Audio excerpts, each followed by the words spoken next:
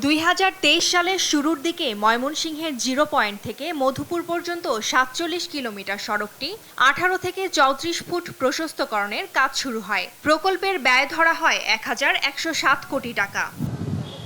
প্রকল্পে মুক্তাগাছার ছত্রাশিয়া থেকে ভাবকির মোড় পর্যন্ত 6 কিলোমিটার নতুন করে হচ্ছে বাইপাস সড়ক। তবে গত বছর কাজ শুরু হলেও এ সড়কটিতে এখনো হয়নি মাটি কাটার কাজ। সেই সঙ্গে অনেকেই পাননি জমি অধিগ্রহণের অর্থ। কাজের এমন ধীরগতিতে ভোগান্তি বাড়ায় ক্ষোভ প্রকাশ করেন স্থানীয়রা। এমন ক্ষত সৃষ্টি হয়ে গেছে, মানে আজকে এক লোক যাইতেই ভয় পাইতেছে। পল্লীঘর অবস্থায় প্রতিদিন আপনার একটা দুটো অটো পুরো জায়গা যাত্রীর মধ্যে দুঃখ হয়। এরই মধ্যে সড়কের বিভিন্ন স্থানে সৃষ্ট খানাখন্দ ও ধুলোবালিতে জনভোগান্তি এখন চরমে। এতে ঝুঁকি নিয়ে চলছে যানবাহন। শহরে যাওয়া যায় না, জামের লেগে প্রচুর জাম, গেলে ঘন্টা থেকে লেগে যায়, রোদের মধ্যে বয়ে থাকা। রাস্তা ভালো হলে আমাদের সবার জন্যই ভালো এবং আমরা চলাচল করতে পারবো ভালোভাবে। এই জন্যই তাড়াতাড়ি করার জন্য আহ্বান জানানো হইল। আমাদেরকে প্রত্যাশা যত তাড়াতাড়ি দ্রুত যত রাস্তার কাজটা যত হয়।